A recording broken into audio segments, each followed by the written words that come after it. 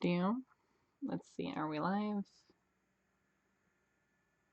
Yes, we are. Alright, everyone, I'm gonna tweet out that I'm live and stuff, posted some places, then get to the programming. Do. First things first, Twitter.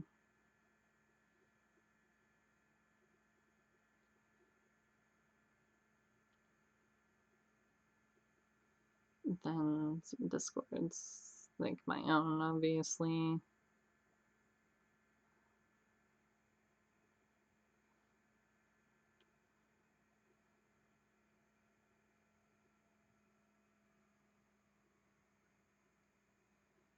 Okay.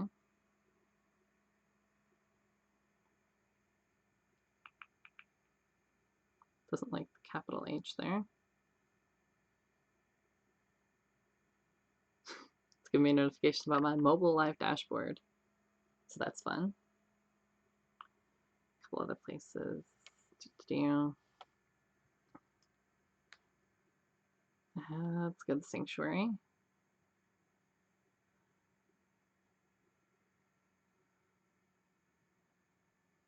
And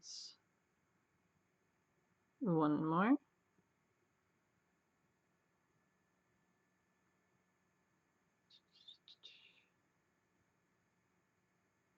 All right.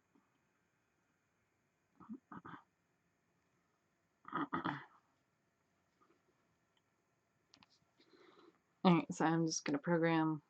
People come in, cool. People don't, whatever. I'll still be doing it anyway. I have the computer over here to view chat. And I'm just gonna get to work.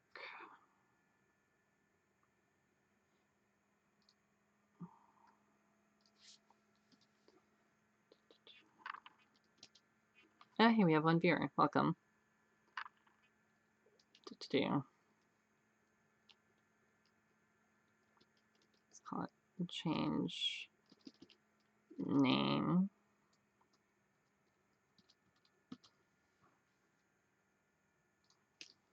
It's gonna be a void.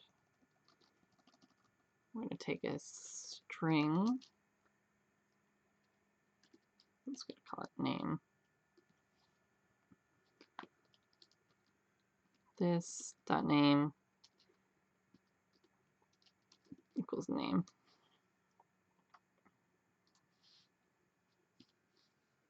Doing some of the easier ones here first while we get people in.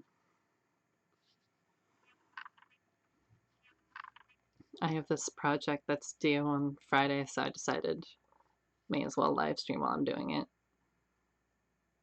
Because I'm going to have the entire thing being done here on camera, so may as well. Public void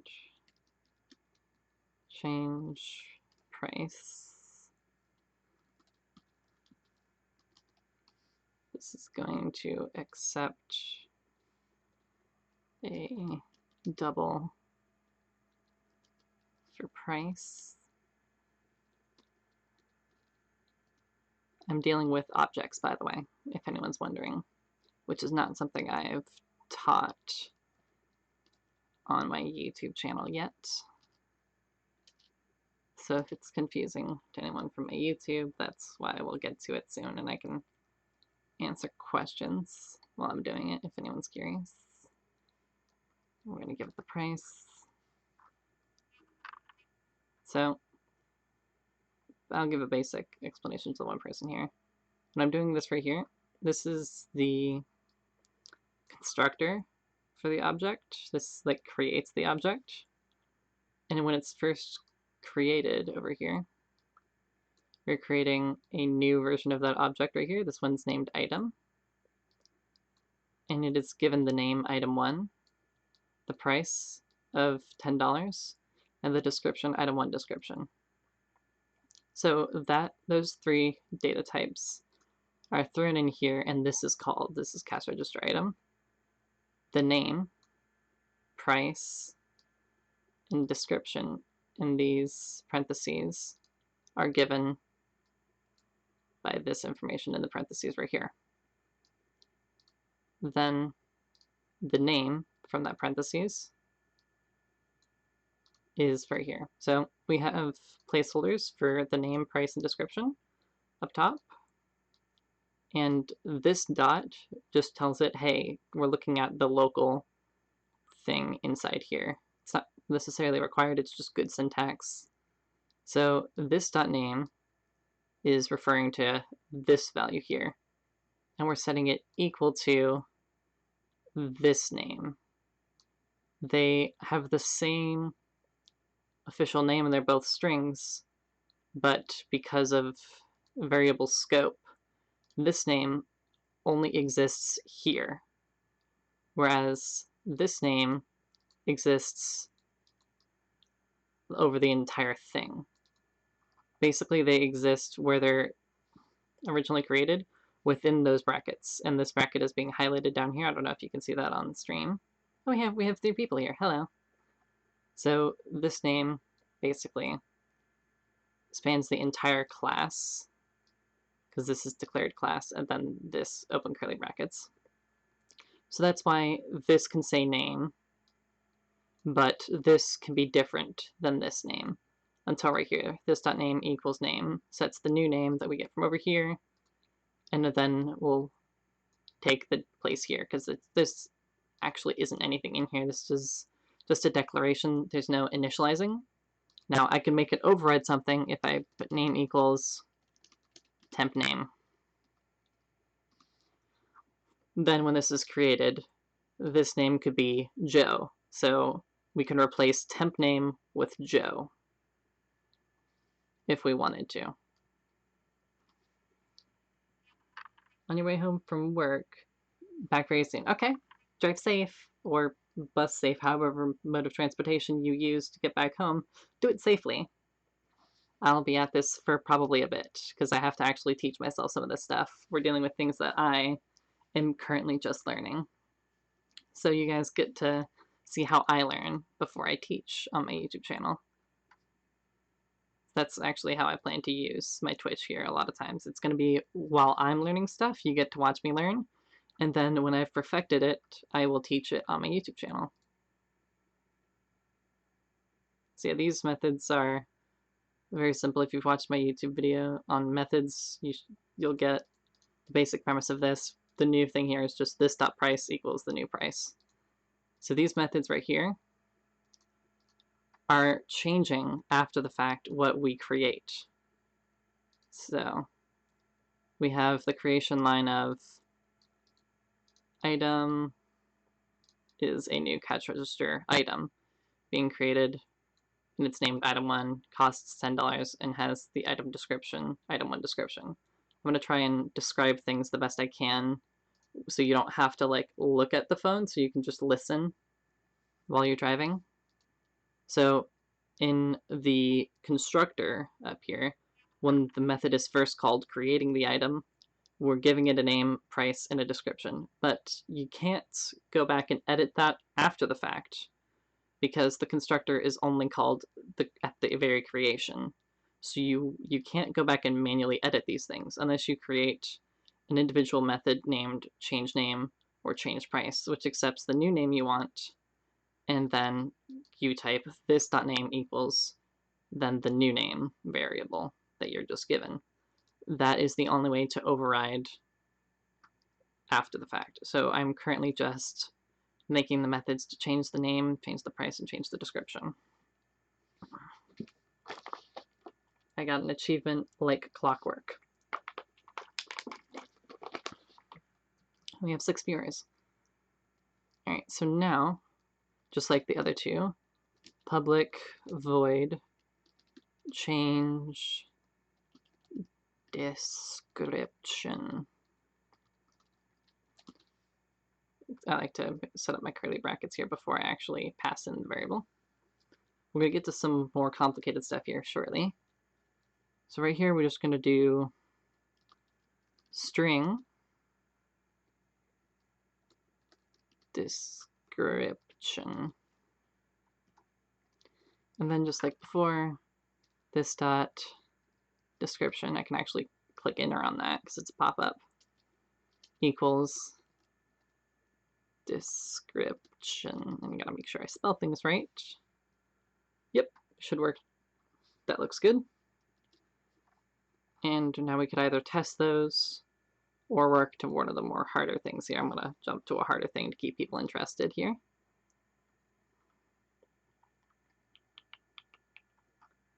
So shipping cost, that's a relatively simple one here. So it adds the shipping cost to the total. So the way this works is when we call shipping cost here, we're going to just give it the cost. So then we can do total,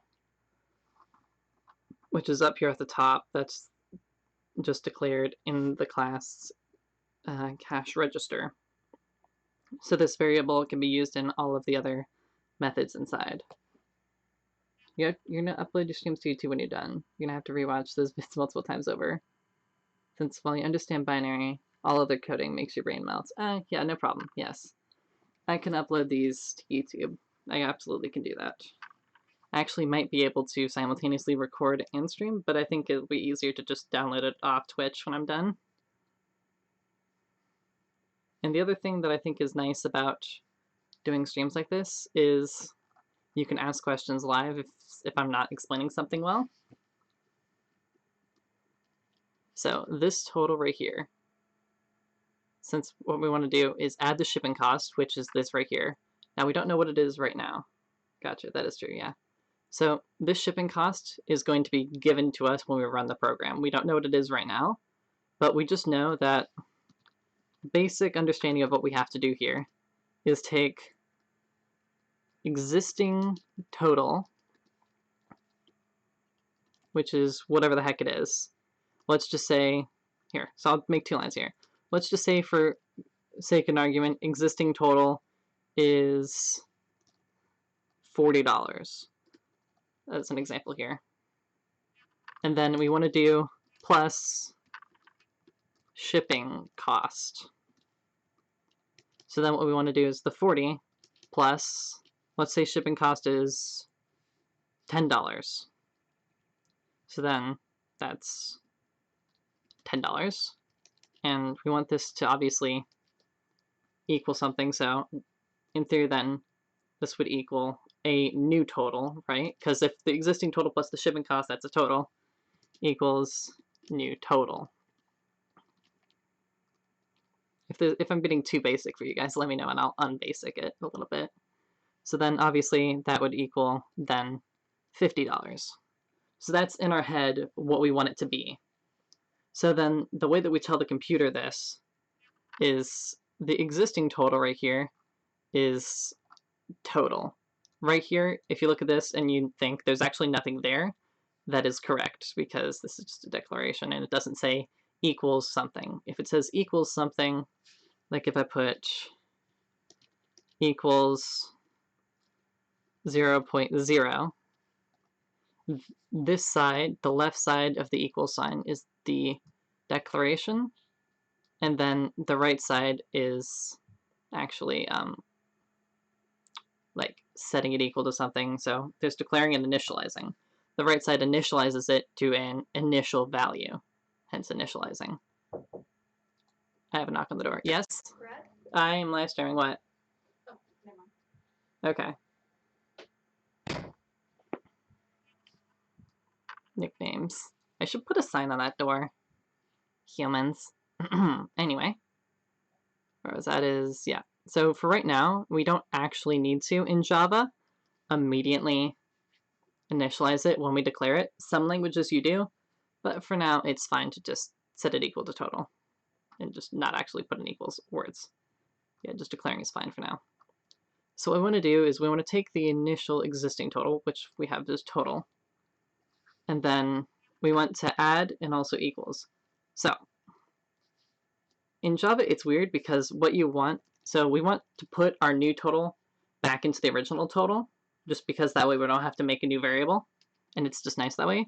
So you can put total equals the existing total of just total plus shipping cost. And that would work just fine, assuming you can spell properly and remember there's 2 P's in shipping. So this right here would work fine. But there's something you can do in Java. Some languages allow this, which make this a lot easier and a lot, well, nicer in my opinion. What you can do in Java is total plus equals shipping cost. So I don't think I've talked about plus equals before in my videos, but this line right here means the same as this line up above. You're basically saying, hey, don't override what's already there. Please just add this to the number you already have. Now, remember, you can't just do this because, say, in this case, this would make, right here with just normal equals, that would make the total $10 instead of 50 in this case with our example. So you want it to be plus equals. Now, if that's too complicated, you can still do it this way. In fact, some languages you have to do it this way. But plus equals is just a nice little shortcut, in my opinion. Now, remove items here. I have a guess as to how we do this, but I have no idea, so I have to learn that.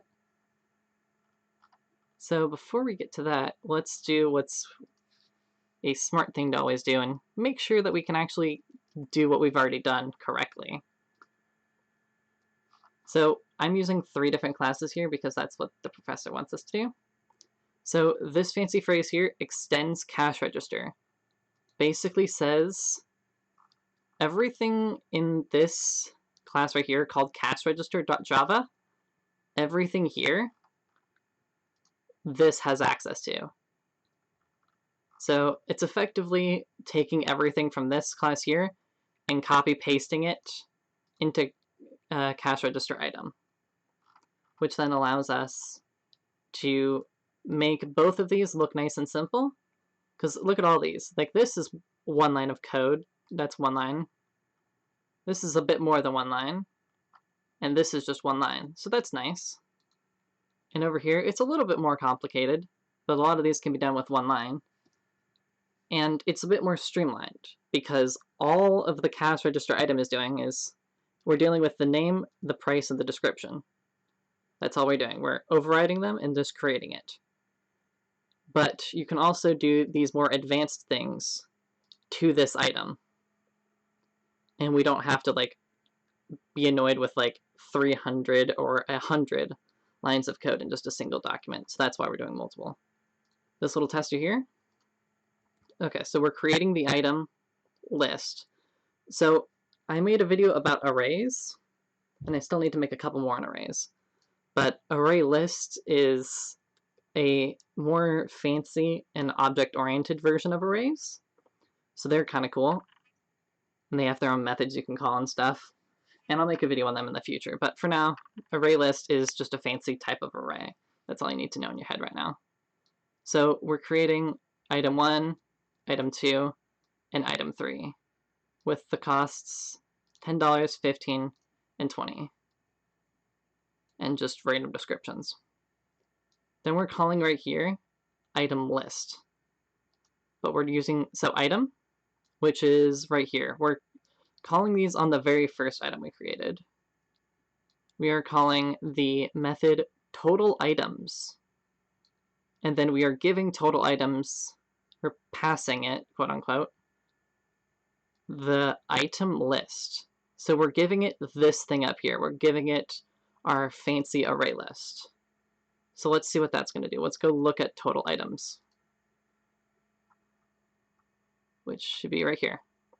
This is something that I haven't taught you guys about. I've mentioned it.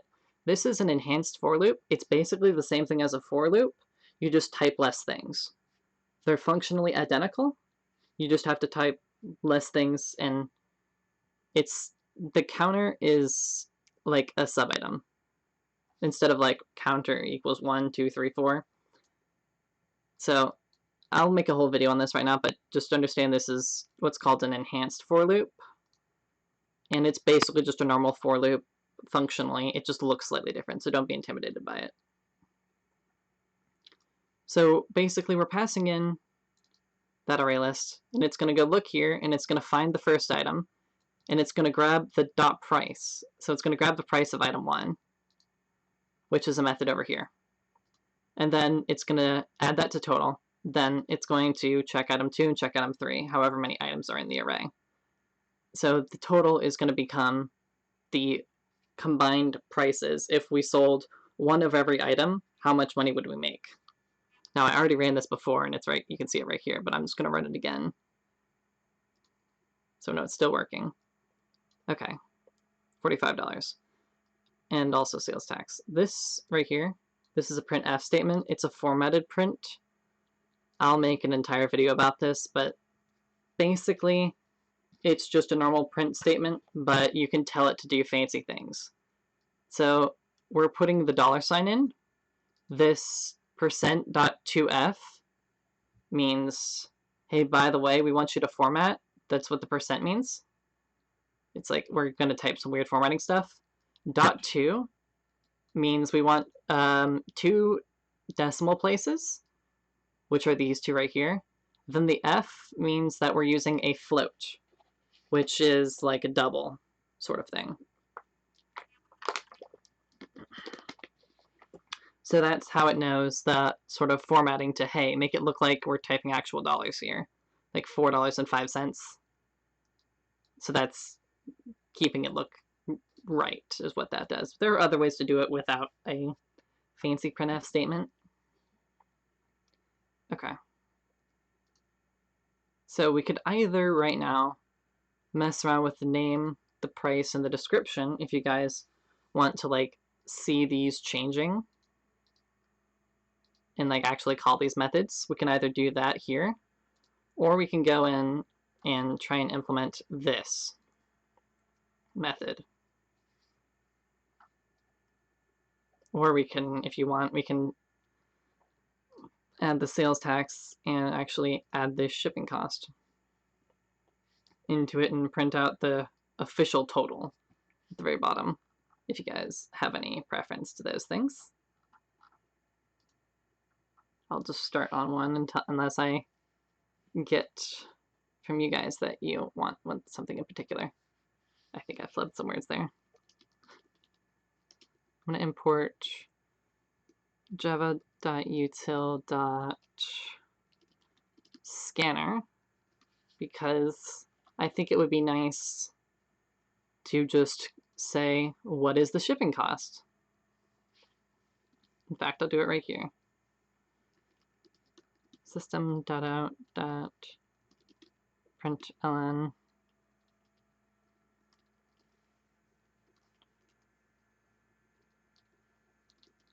please enter shipping cost.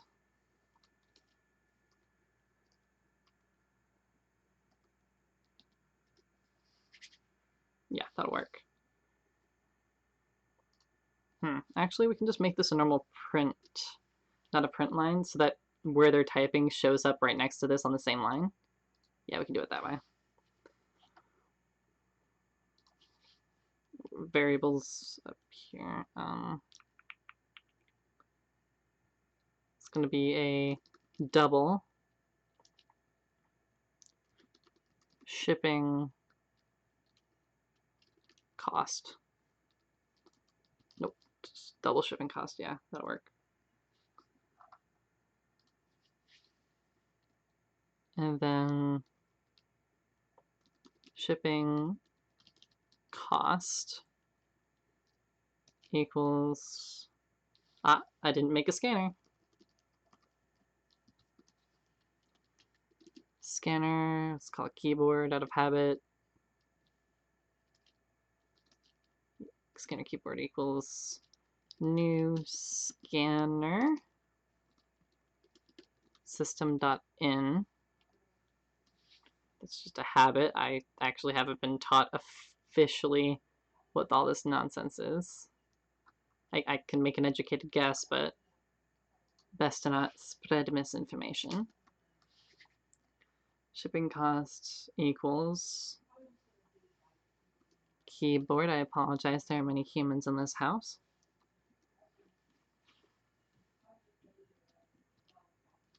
Keyboard dot next double.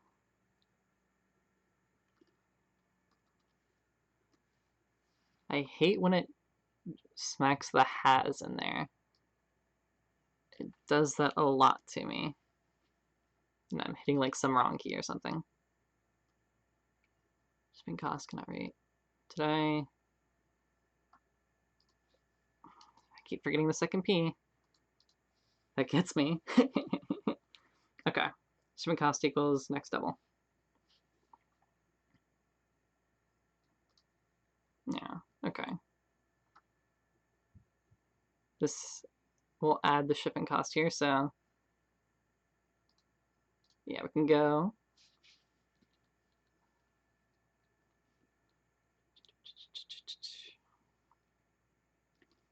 item dot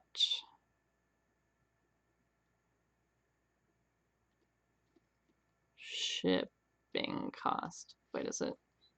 I really should read. It's shipping. Okay, item dot shipping.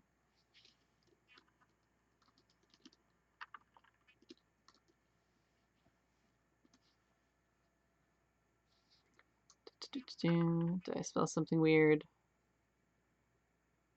The method shipping double in the type cash register is not. Ah, yes.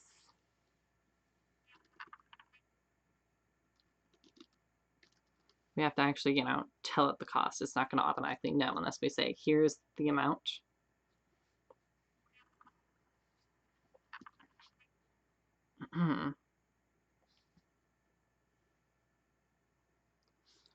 Okay, is there anything else we need to do right now? Let's do some copy pasta, like a bad girl.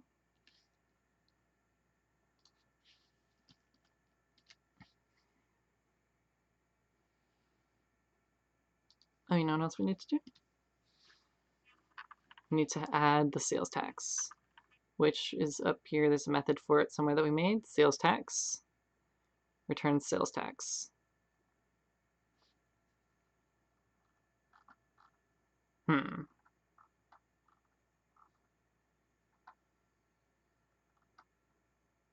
Okay.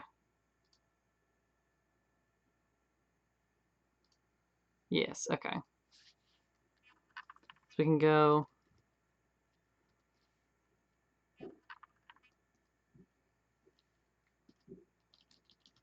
all right. So what I'm first things first, what I'm going to do here is I'm going to make it so that basically the total is accurate.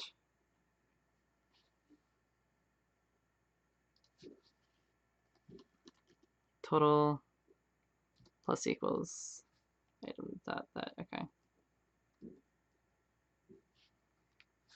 Okay, let's just delete this entire line because I know what I'm doing wrong here now.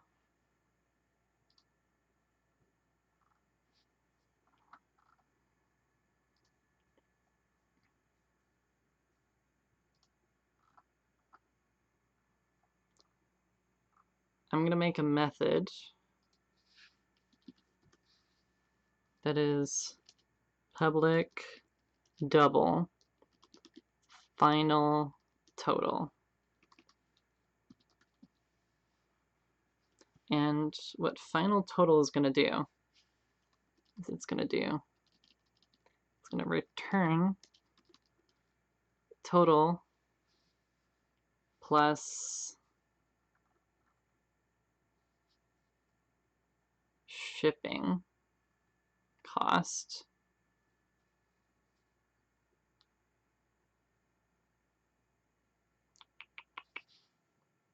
Okay.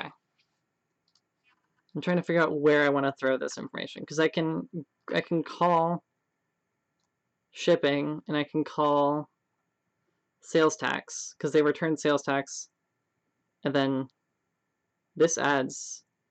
Okay, that already adds the shipping cost, so I don't actually have to add the shipping cost once I've, yeah. Okay.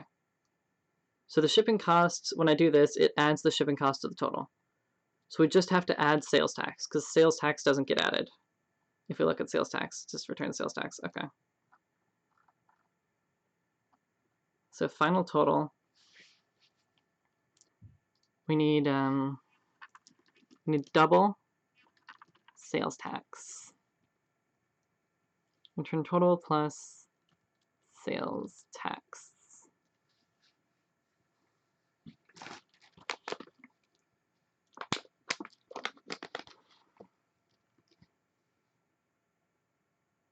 Okay.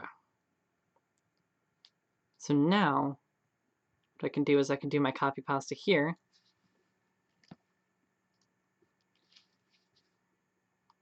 And call this final total.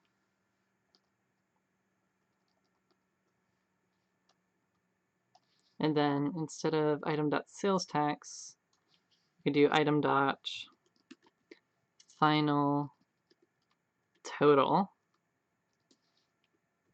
And then inside of final total, we can call item.salestax. Now, this is a mouthful right here, and I'm going to have to explain this to you. So, what's going on here is you can call methods inside of print statements, like what we're doing right here. This is a method, item.getTotal. And what it's going to do is when it gets to right here, it's going to jump from the program. It's going to actually run getTotal and then just shove the number and pretend, and it will just pretend like this is a number, basically. So what I'm doing here is I'm calling a method, passing it another method. So the way this is going to work is it's going to run sales tax. It's going to get that number. It's going to get the number from sales tax. It's going to pass it to final total. Final total is going to run. It's going to get its number, and then it's going to just display that number here when we run this. So it's a weird nesting of calling things. And it looks kind of but it will work. Right here. Here's our shipping cost. So let's just call this another $10. So the final total is $59.95, which looks about right, I think. All right, let's look at this. So the 45 plus the sales tax. Wait a second. I think this is derping because the sales tax.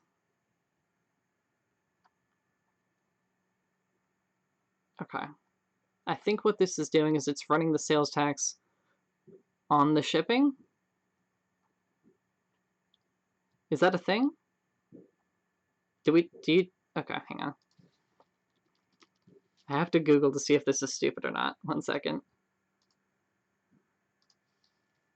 Does sales tax apply to shipping? For sales within one state, most states charge sales tax on shipping and handling, as long as the costs are included in the order. Okay, never mind. It's not stupid and that's acceptable. This is what the teacher asks. Okay. See, I thought that you only had to charge the sales tax on the final item, so I was going to be like, wait, this doesn't work. I'm just going to note sales tax is calculated including the price of shipping. And then I'm going to fix spelling.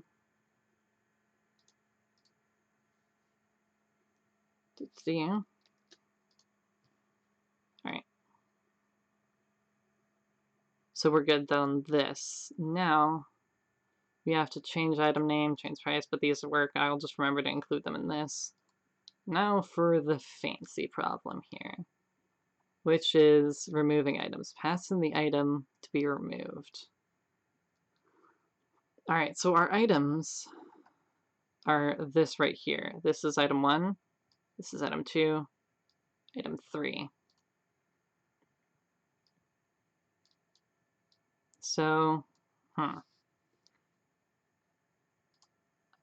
array lists smart enough for me to do a dot equals to see if the items are the same? Let's see here. Contains object. That might be useful. We're looking for like some way to identify. Oh. Returns the index of the first occurrence. We can call index of and then remove. That might work. Let's see. So like right here is remove. Yeah, remove objects. So wait. Removes the first occurrence of the specified element from the list if it's present, and we can pass it an object. Wait a second. Is this going to be way easier than I expect? Removes the first occurrence of a specified element from this list if it is present. If the list does not contain the element, it is unchanged. More formally, removes the element with the lowest index such that blah, blah, blah, blah, blah. Huh. Okay. Because we can pass remove. Okay, so here's the difference between this. This is remove int index. So up here, like this is remove whatever the hell is in space 3. So like remove 3 it would count 0, 1, 2, and then 2 is actually no, yeah, sorry, remove would actually take 3. So let's say we have 5 slots. We have an array in length 5. 0, 1, 2, 3, 4. If you called length, that would say it's 5. So remove 3, it would count 0, no, 1, 2, 3. And it would delete whatever is in 3. It doesn't care what it is. But my understanding of remove object is, hey, we have object Tom. Find object Tom and remove him from the list. We can have Frank, Joe, Tom, Julian. And we say remove Frank. It goes, are you Frank? Are you Frank? Are you Frank? You're Frank. Get out. So we're going to try remove on this and see if it works.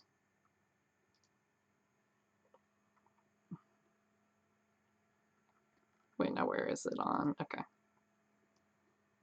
So what we're going to be passing it is a cash register item. Okay.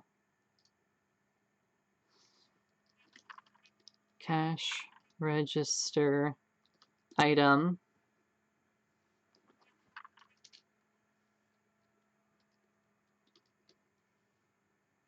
We're just going to name it remove.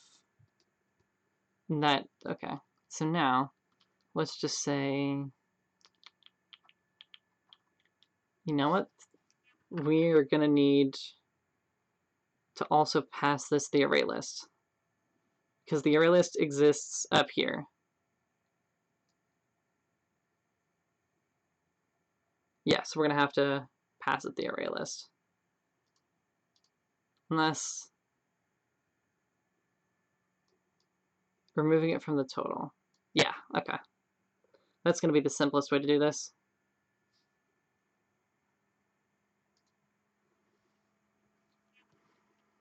And, okay, I'm just going to copy pasta you.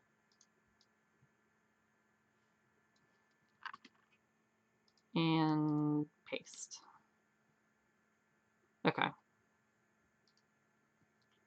This is based on the Java API here, which is what we were doing. We can remove the object. So let's just items, which is the name of our array, dot remove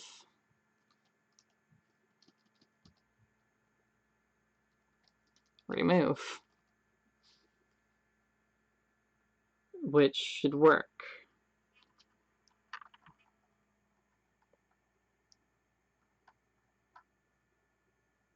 And now we're going to have to pass it over in here somewhere.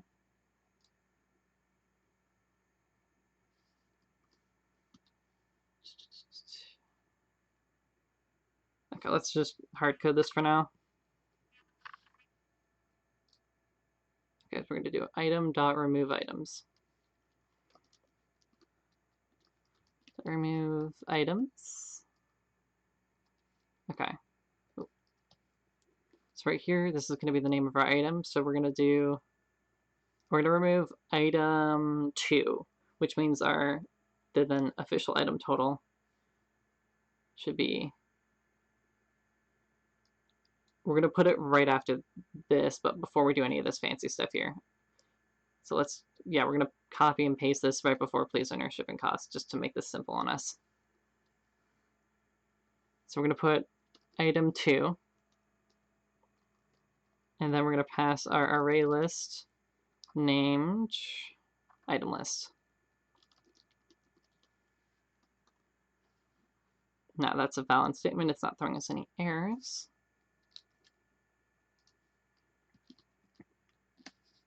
So let's remove the item.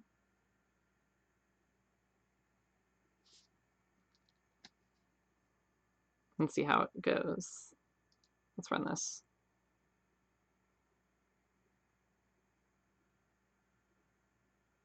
Okay. Seems like it has not worked. Actually, wait. It very well might have worked. I'm just an idiot, and I need to recall this after my remove items. Otherwise, it's not going to have an effect. Just going to put one removed. No. Item removed.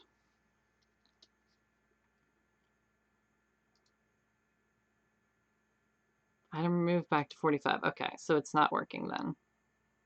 I see. And that is the beauty of programming. Sometimes things don't work and we have to figure it out.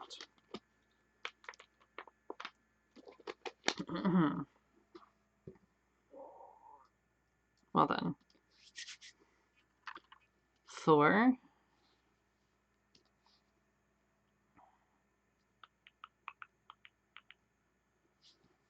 okay. Do I want to do this the normal way?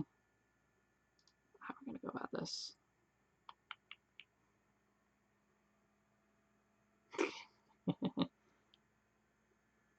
I mean, worst case element, I could just convert this to an array because I know how to do that bullshit there. Okay.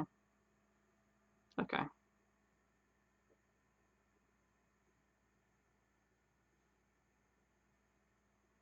Okay, so earlier I said something about there was this spot where I could figure out returns true if it contains, okay. Index of, okay, so we're going to call index of on the array.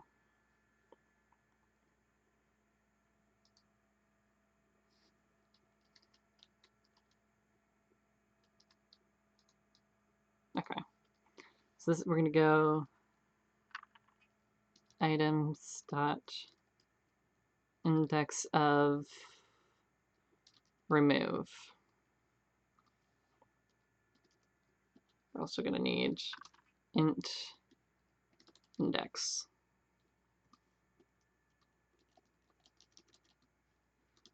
Index equals remove. And then we're going to need items dot remove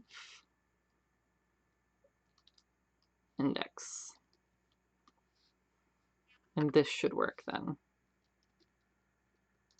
Tried to make it slick the fancy way. Now let's see this one work. Still not working. Odd. Oh, I have to total items as well. I have to do total items again. It should, on my part. Okay.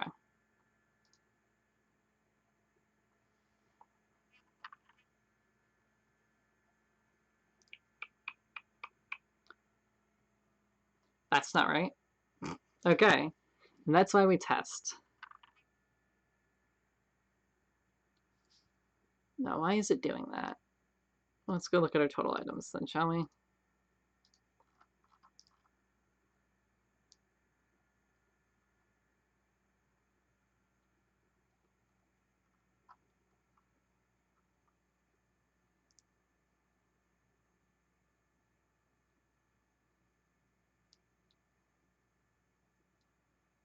Okay, we have to do a reset of some kind.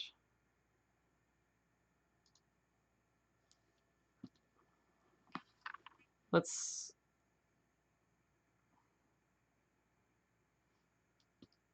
Okay, let's...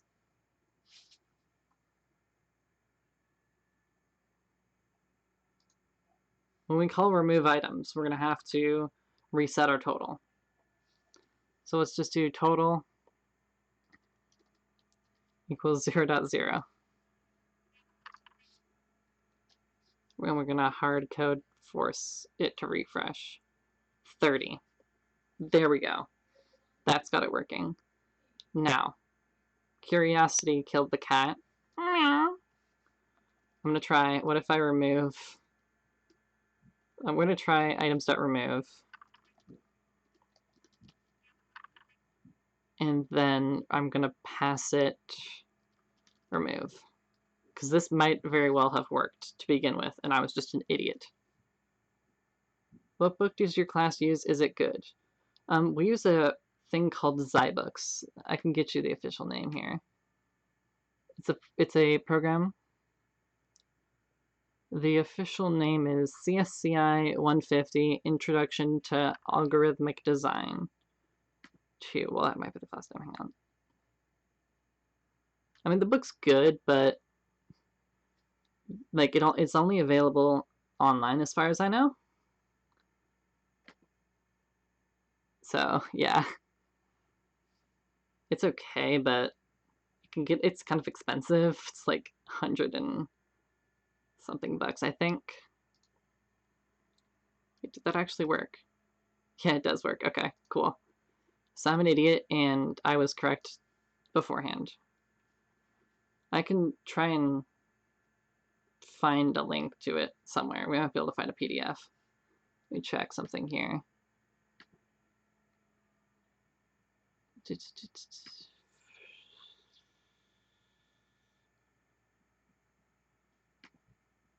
Yeah, I don't know. Like,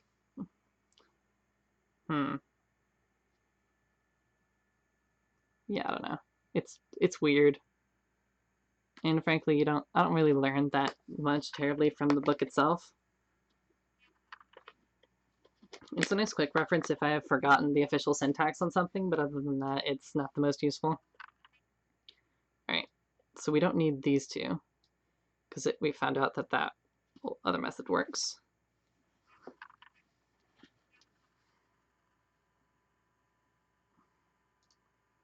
Okay, now, here's where I like to do a little bit of simplifying.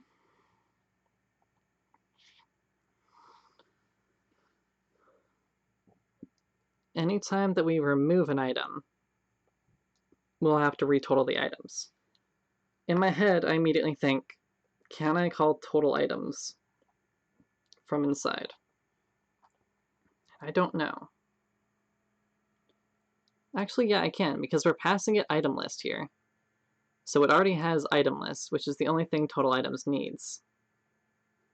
So if we go back into here, where were we just doing here? Let's remove items, yeah, okay. So we can remove it, and then we can actually call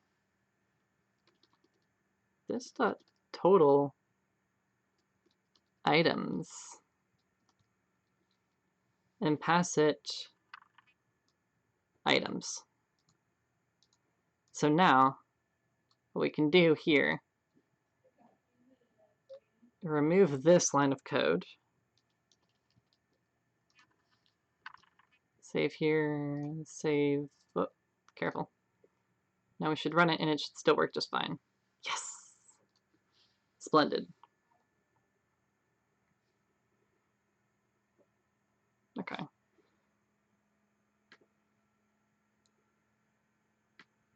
The teacher wanted us to make sure we have 3 items, so let's add a 4th so we can remove one of these items and still have 3 items just to please the teacher. So this is how we create an item. We're going to name it new.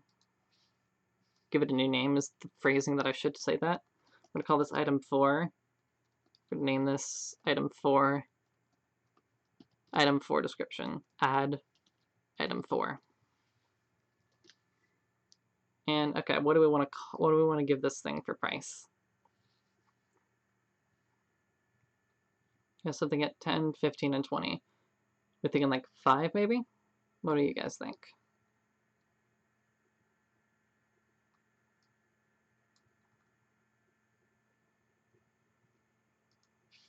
Shipping. I'll just set it to 5 for now. If you guys think of a better price, let me know. Okay. So now, everything in here looks like it should be running properly.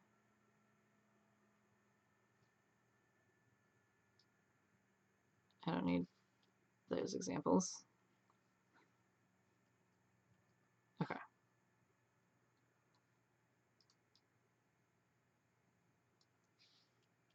Don't need that. So this is good, that's good, that works. Okay.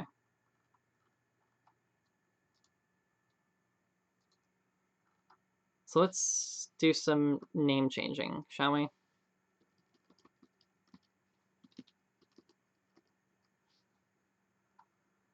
Let's just do one of each just to appease the teacher because he wanted us to make these methods, so we should probably use them. You do a good job of setting up all those tests. Need to learn how to do that. Yeah, no problem. You're learning just by watching me? I'm glad. That's my goal, is to teach people programming. Let's do. I can also show you what's called doing Java documenting or Javadocs, which is something I'll have to do here. But I'll have to do that at this second. If you hear beeping, I apologize. There are humans using an exercise machine on the other side of a wall. So let's see, we have item 2, item 3, and item 4, and we are removing item 2. So we probably shouldn't change the name of item 2. We're not going to really get much out of that. Let's see, let's change the name of item 3. So to change the name, we'd go item 3, I believe, dot, and when we hit dot here, you see this pop up in Eclipse here. This shows us all of the things that we can do to this object here. What we're looking for is, let's change the name. So we're going to do dot change name, or if you wanted to, you could just click right here, double click it. And that's totally acceptable. It's good practice to just type it out manually yourself, so you get adjusted to it. I just realized I don't have alerts set up. I should probably do that at some point, but anyway, that's neither here nor there. So what do we want to call this item? You guys let me know, but for now I'm just going to call it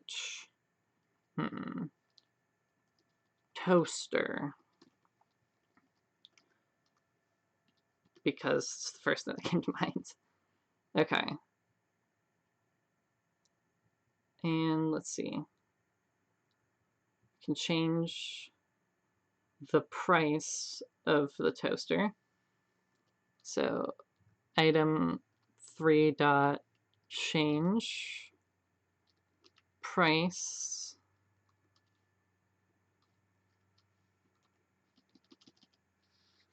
and let's see, so this is item 3, so by default it's 20 and we removed the 15. So we can make this 15, or we can make it another 10. I'm gonna say 15, I guess. 15.00.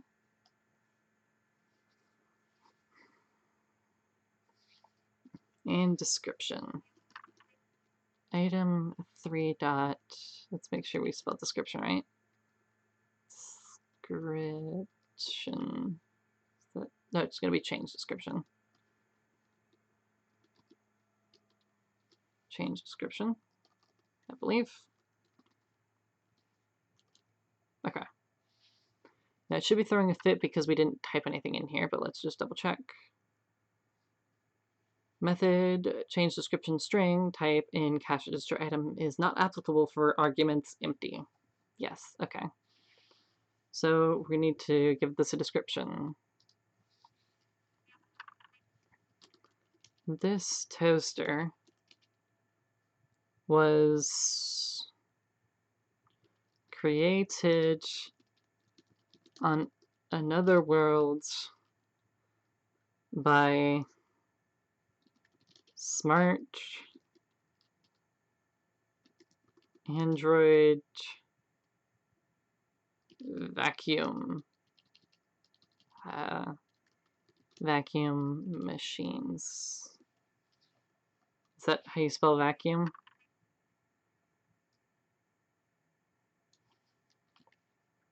Doesn't look right, so let me check. Okay. V-A-C-C, sorry, V-A-C-U-U-M-E, okay. Knew it looked off.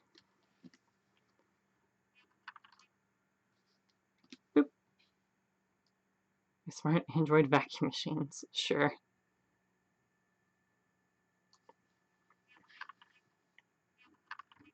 Okay.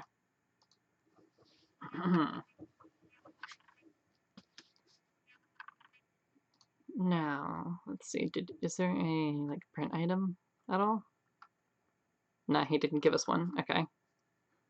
There are a lot more methods that one could create here. Like, you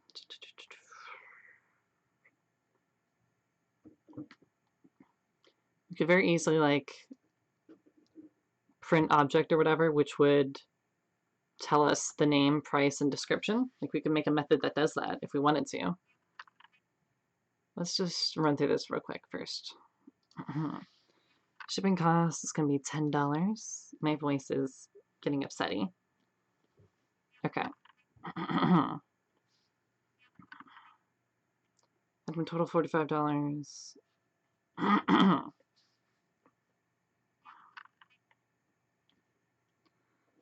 And then we removed the item. Wait, why is the 30 on that line?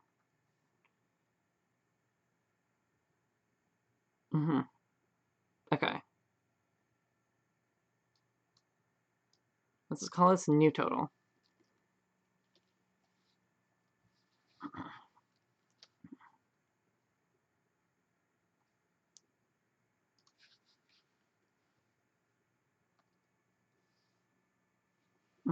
Okay, item 2 is removed. Enter the shipping cost. Yeah, that looks right, yeah. So other than making it slightly easier to read, let's save and run this again, just make sure it makes sense to our brains.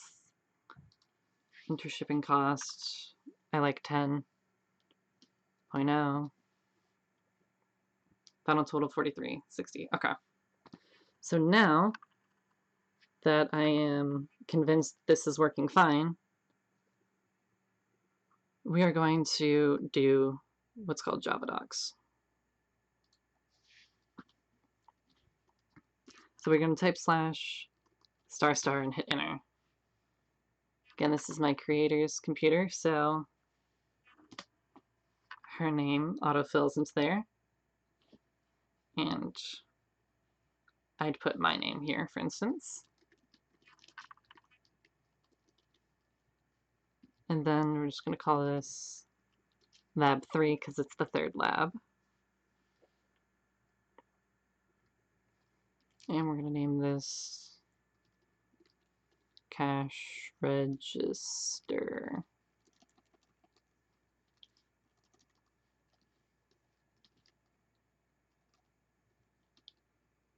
R-E-G-I-S-T-R. Okay. That's the basics of a Javadoc. But now we have to do those for all of our methods. So we type the slash, we hit this star button twice, then we hit enter, and this creates a Javadoc comment. It's like the just simple commenting out like this, but this is a multi-line comment, simply put. How do you read custom Javadocs? So, like,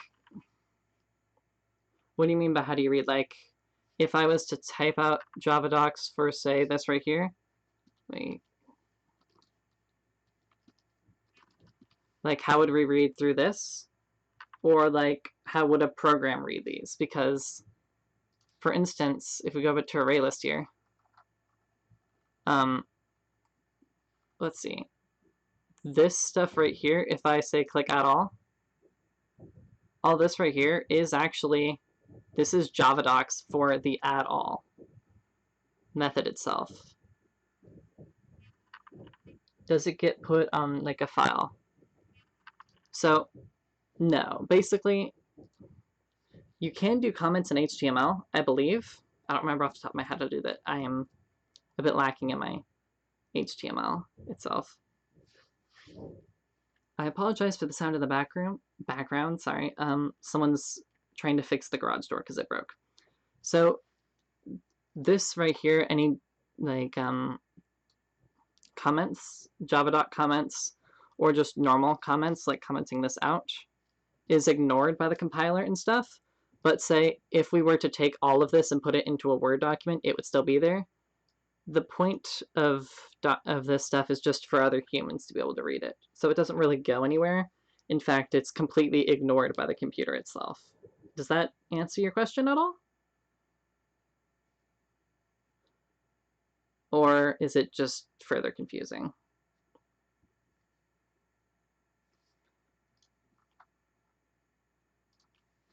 So the basic way that we go about with writing a Javadoc is we explain what it does, and then we explain any parameters. So in this case, cache register, this is the constructor. That needs to be spelled properly.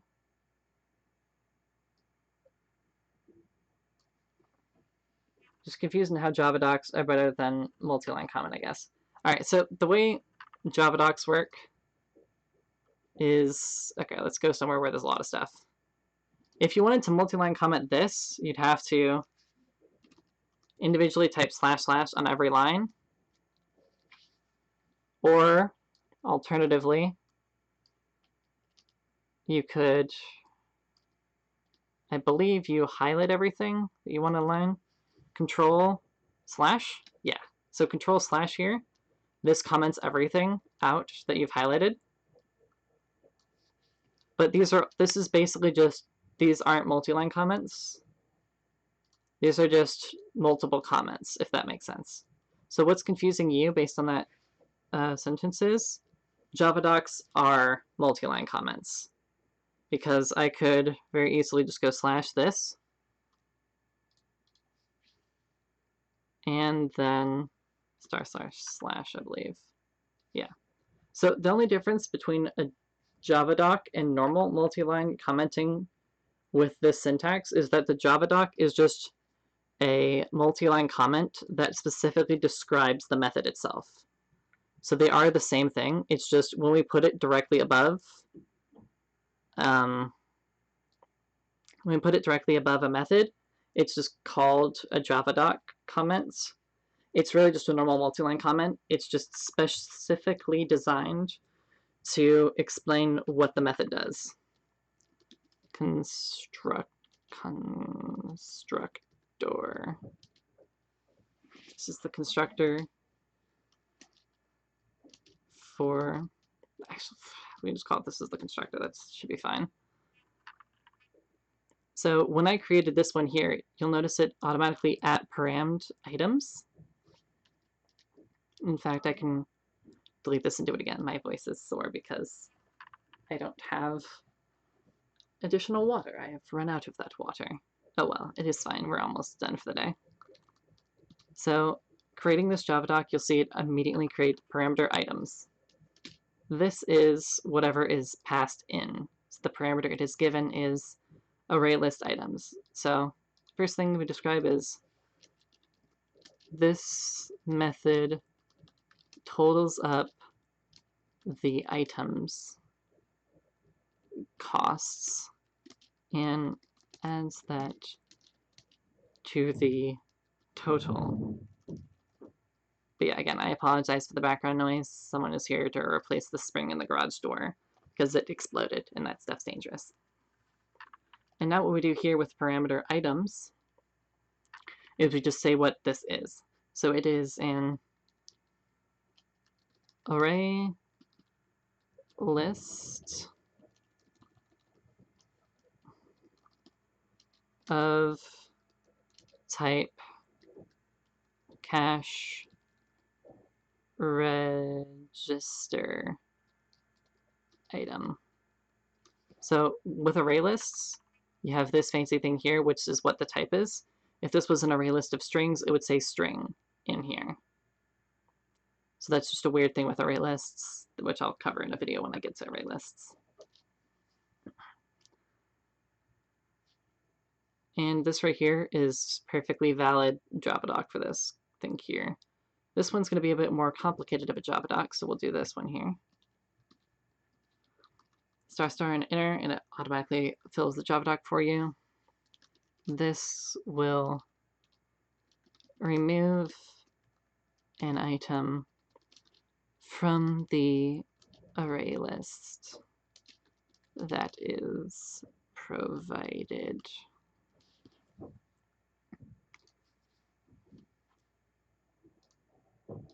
Parameter remove is a cache. You're a good teacher, easy to understand. Thank you. Okay, this is of type cache register item.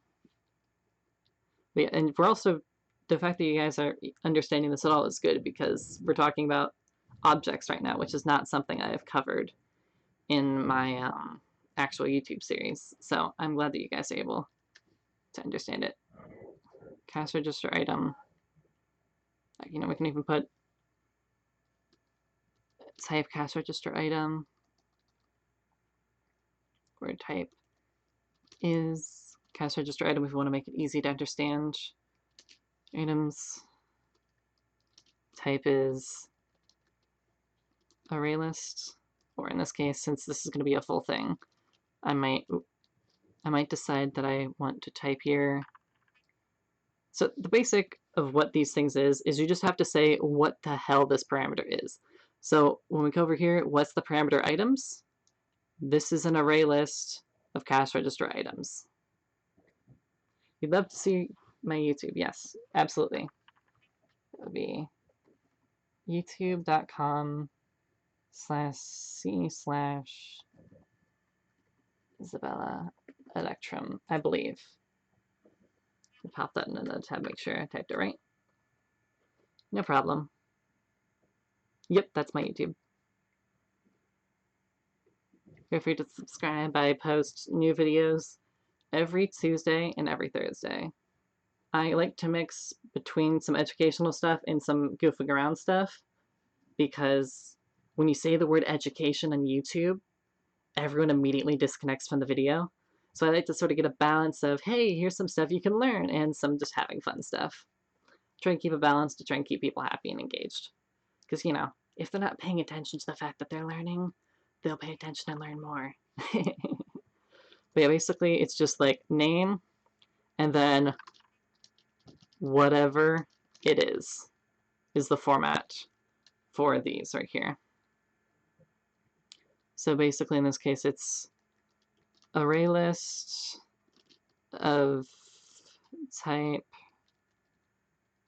cache register item. And again, the syntax on this right here is completely up to your choice. You don't have to type array list of type cache register item in this exact format. You don't have to say remove type as cache register item. You can, all you have to do is just convey that information in whatever formatting of words is easiest for you. And okay, now we're getting into when we're going to do a Javadoc with something that returns something. So you'll see here, since this is of type double, it has to have a return that is a double. So in this case, we're given the input parameter and a return parameter. So in this case, we're going to start with method method adds the sales tax to the existing total, then returns the new total. The parameter sales tax is double that is non-negative. Sometimes you decide that you want to specify something like that it's non-negative, which basically the way this is, it's covering your ass. If somebody throws in a negative value and they're complaining that it doesn't work, if you put up here that it's not negative, it's not your problem. They just didn't read the instructions. So if you put in here how to fix the problem if someone's an idiot, then it's not your fault when someone breaks the program doing something dumb. Because you say, well, I told you right here that the sales tax can't be negative. Why would you even have a negative sales tax? You're just giving them free money at that point. So specifying stuff like this, not necessarily required. It's nice when it makes sense to put it there. And then return is going to be total, type double. So you'll notice when we get a return here, it doesn't actually know, it doesn't read what you're returning. So I just put total type double with sales tax included. Just describing what it's returning, basically. And you can tell my throat is getting a bit hoarse, which is weird for a kitty. It should get a bit kitty. But who cares? We are close to done for the night, which is actually going for like an hour, 12 minutes. Interesting. Not bad. Okay. This calculates the sales tax based on screw it, we can just say this calculates the sales tax. It's perfectly acceptable.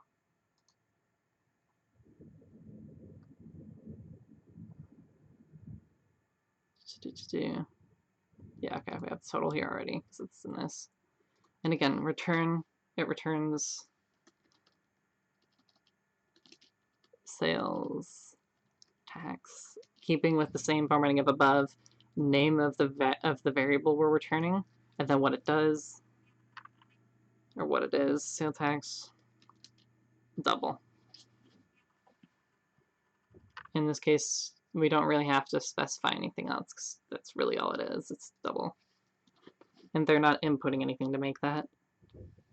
In this case, star, okay. This method adds the cost of shipping to the total. Parameter shipping cost, non-negative, double. Last method here, and then we have like, I think 3 more to make, so we're almost done. And it's getting a little bit repetitive, but it's good practice. If it is repetitive, it sticks in your brain more. The brain usually takes, I believe, an average of 3 times at something for it to be perfectly memorized. Of course, can't take longer, can't take less. Method returns the total. return total double. I like to put end class at the bracket that is matched with the start class, so I know that I'm not accidentally typing things outside of it.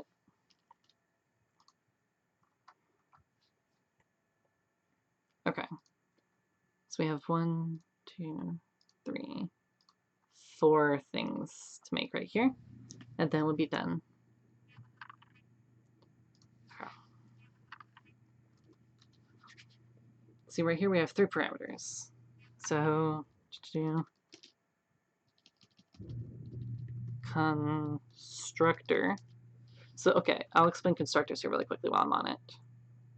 So, the way you have a constructor is you just have simply public. You don't have anything like void, int, string, or any of that. It's just public, and then the exact name of the class. So, class register, cache register item, cache register item. That's how you make a constructor. So, constructor for cache register item. Name, string, that should be fine. Price, double, non-negative. Make sure you spell negative right. Boop. And description. String. That should be fine. Okay. And now we're into the simple ones here. Method changes the name of object. Parameter name, string, almost done. If you guys have any final questions, think of them now and let me know.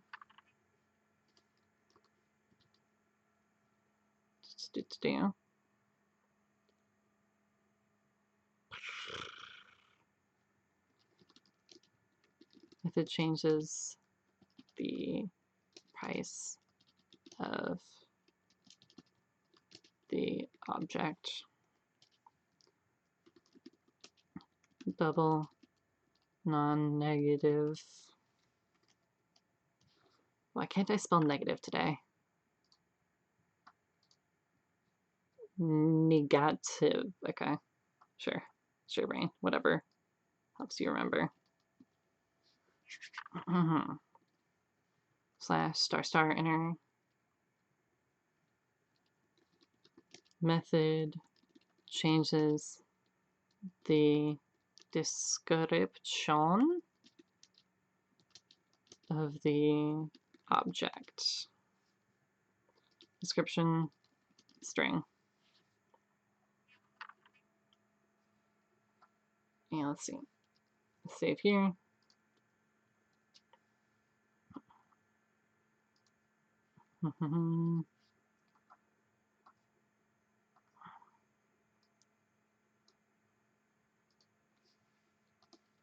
Sales tax is calculated including the price of shipping.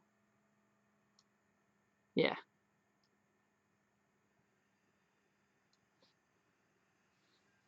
Let's see. Anything else we want to change here? Let's see.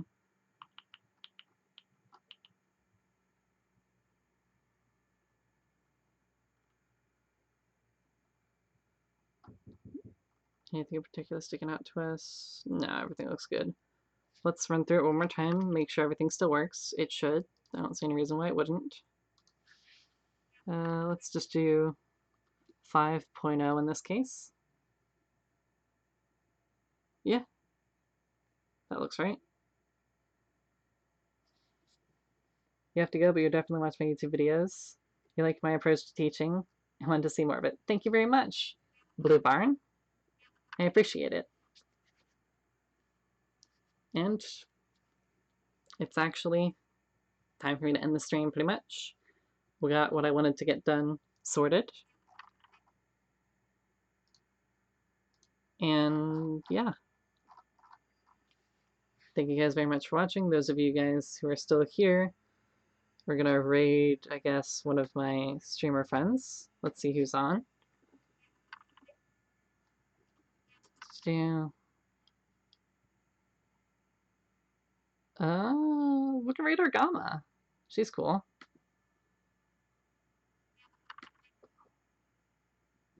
Alright. So, bear with me here. I think it's raid Argama. Yes. Alright. So, thank you guys very much for watching. See you guys next time. Enjoy the raid.